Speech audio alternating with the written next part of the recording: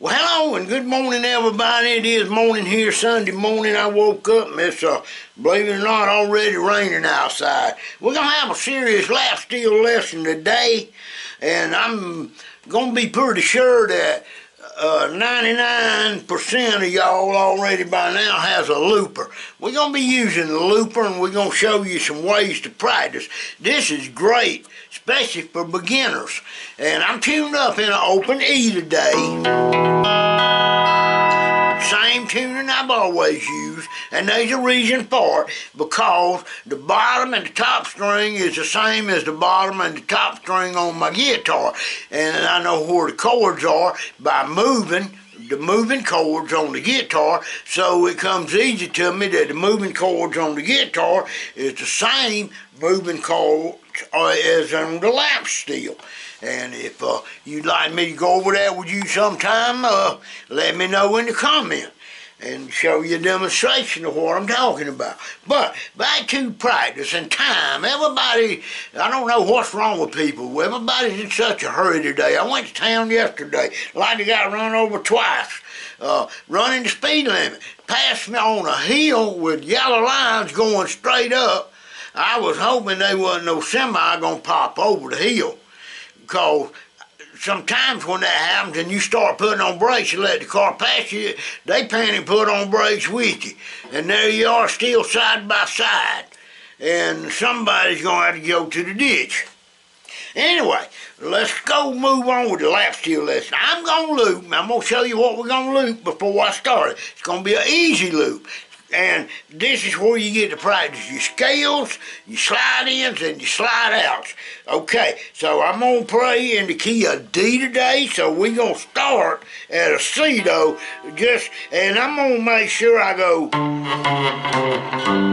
when I change notes so you can mentally, visually hear them. So here's what it's going to sound like.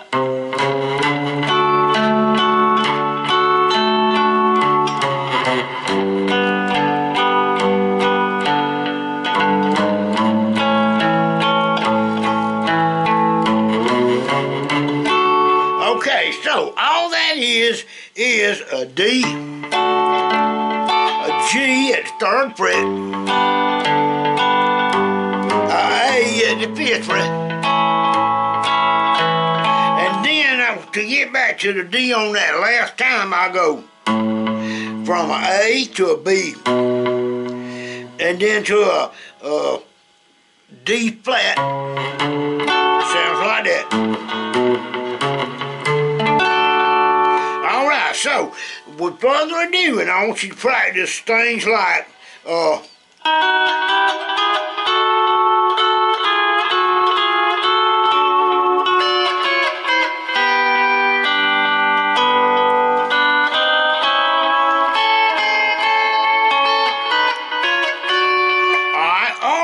when it starts off, instead of when I'm going, you need to go.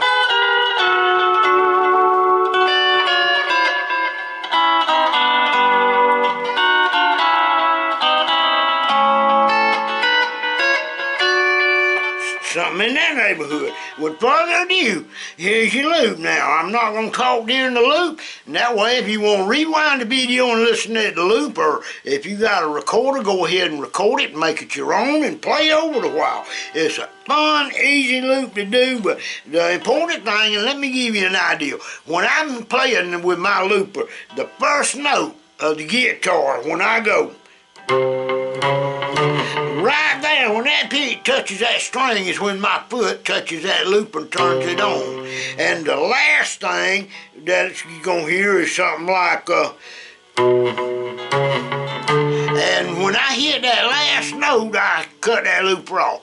I don't want no pause in between it, so you got to be coordinated, and I'm having to use my right foot, and I'm actually wrapped around the camera stand here with it. So, with further ado, let me see if I can get the loop going.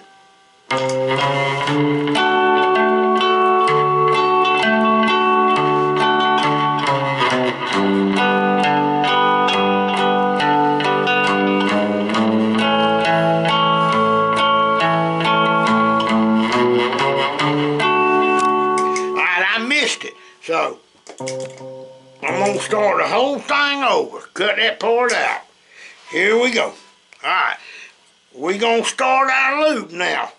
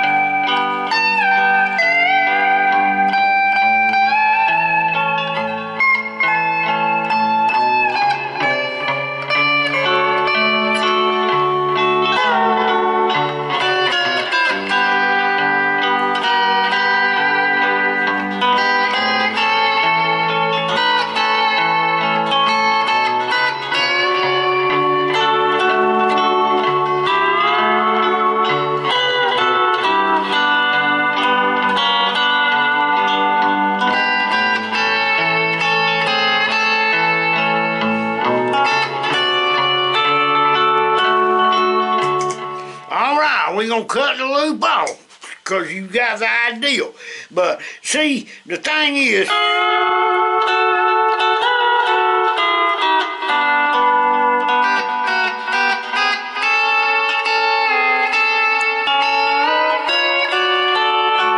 practice different, practice the skip string.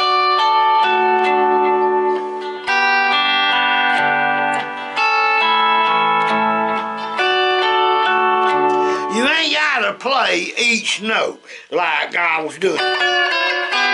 You could play this part and then go down here and wait a minute till it got, and then wait a minute,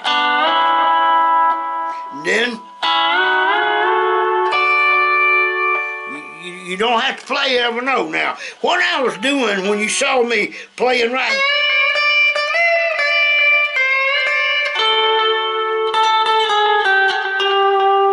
see, I was playing the scale. There's your D. There's your, let's see, that would be your A, and that would be your G.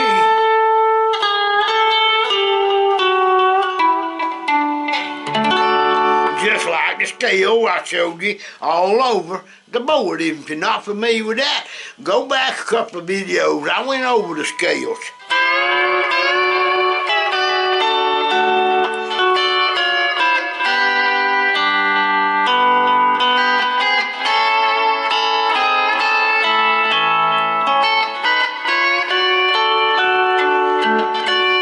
Then you seen me go up here.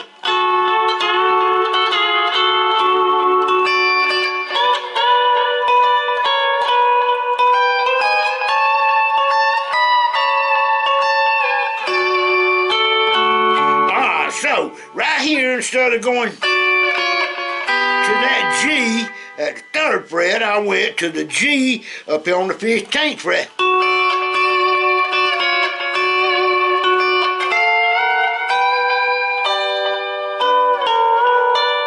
Then I went to an A at the 17th fret, and it sounds like this.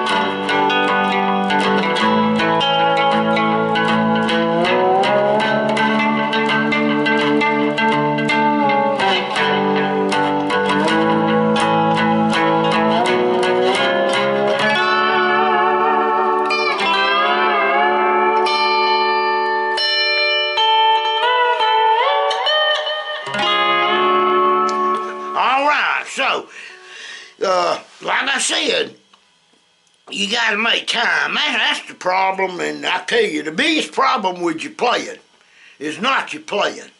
The biggest problem with your playing, and I had the same problem, is you're not playing. You don't take the opportunity. You sit down and you watch TV for an hour.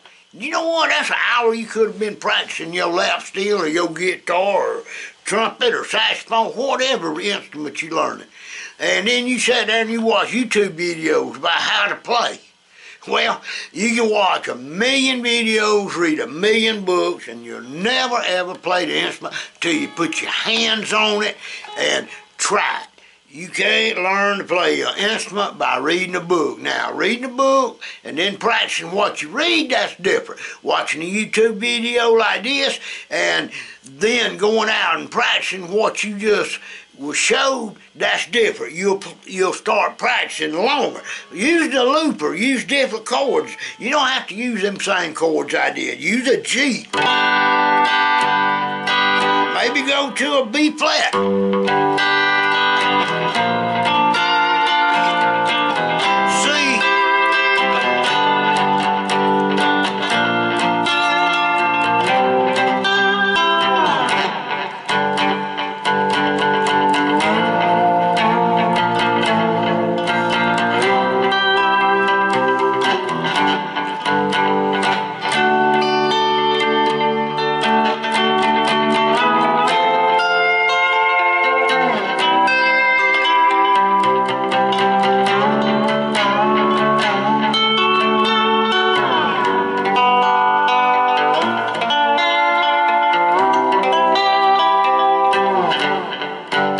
See what I'm talking about? I went to the G, B flat, sleep.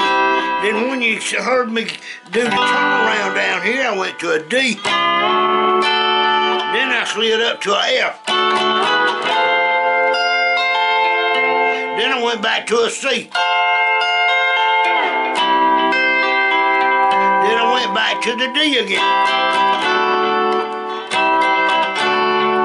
Then all the way back to the G.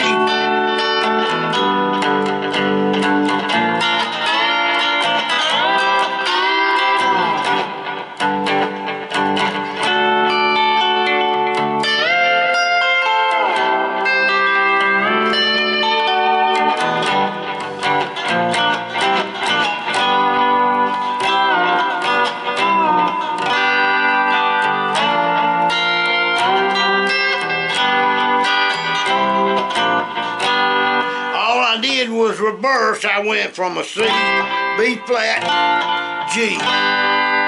See?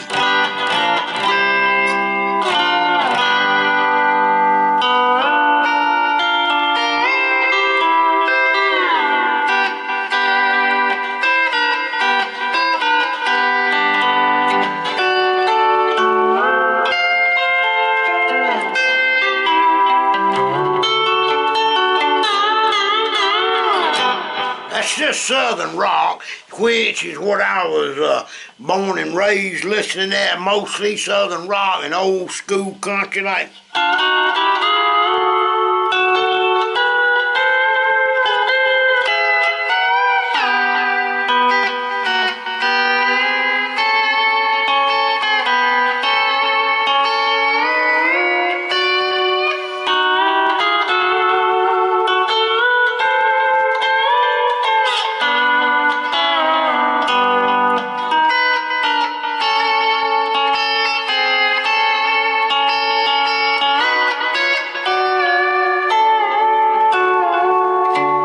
See, I use that reverse.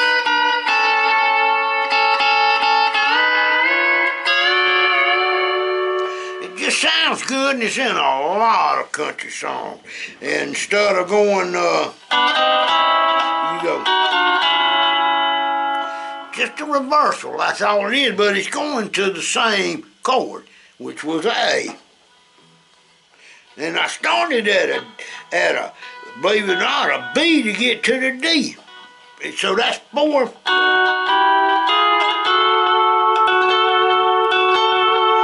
I go to a F. Then a G.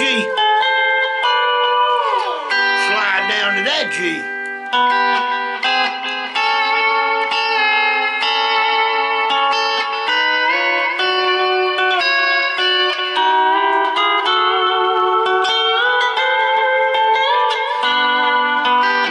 Reversal this.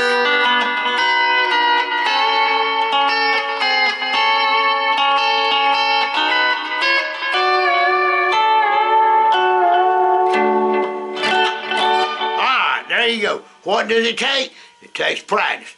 What do you use? Use your time wisely. Get your looping pedal. Make a loop. But golly, don't think you're going to learn it in the closet. That's what some of my students is wanting to know why they're not learning lap steel. I said, well, how many did you practice an hour at the total week? No, they didn't. No, I ain't got time to practice. Well, if you don't have time for your music, you can just forget about it. You're never going to have time for it. If you want it bad enough, you'll make the time. I promise you that. Boy, I tell you what, I got so many things I do, it keeps my hands busy all the time. Yesterday, it was pretty and sunny, a little overcast, but not too bad. I was outside cleaning out my garden beds, getting ready for my peppers, and tomatoes, asparagus, spinach, taters, lettuce, things like that. It's not time to plant, no, but guess what? I went out there and I put crushed eggshell and ashes and stirred them up in my planters. I'm using planters now that stand up about to my knee level, big old giant Rubbermaid pots. I love that because you ain't got to bend all the way down to the ground to dig or plant or whatever. It's just easier. You can use a little handful of fertilizer. You ain't got to worry about the rain washing it away. But that's a whole nother video. But I'm just telling you what I do. Now, what else do? I play music. I record music. I play with that Suno music. I've taken baked tracks with my lap steel, my guitar, and put it in there and let it mix and master and put backing bands on top of it. But I take time for that. What else do? I do paintings. Matter of fact, I'm fixing to start one today that I've never done before. I'm going to paint in reverse today. And now how you paint in reverse, you paint on glass. When you paint a picture, you always paint the foreground first, or the background, the background first, like the sky, the moon, the mountains, or whatever. You paint that first, and then you paint trees, grass, water, and bring it out. Well, on the glass, you paint it the opposite. You paint the background last. You paint the water, the grass, the trees, the mountains, and then the background. So when you paint on glass, you're going to flip it over, so it's like a mirror. You're mirroring it. And I'm going to do that. You know why? Because I enjoy it, and I'm going to take time to do it, and I'm retired, don't go to work, but I used to do that when I worked. I got a channel. I put a link down there, if I think about it, called Danny Jones, Fine Arts America. You might have seen it, and you might not, but I sell paintings right now. They're 20% off. Paintings, photographs, pictures. I do photography. Matter of fact, next Saturday I've got to go shoot a wedding. I'm taking wedding pictures. And I look at, this week I'll be looking at probably wedding poses all week, looking to get me some new ideas. I don't want to come up and say, well, this worked back in 1950 or this worked back in 1970. I want to see what's working now, today. All right, I rambled on enough, and I hope each and every one of y'all got something out of the lesson today. I hope you learned a little bit about the looping. I hope you learned how to use your time wisely. And then again, I say not only use your time wisely, slow down and look around and take in what's around you. Take in the scenery. Go talk to somebody. Enjoy. Ask them if they remember what they did back in the old days, or what did they do yesterday. They might have something inside to tell you. If you do, listen to them. Hope you have a great week.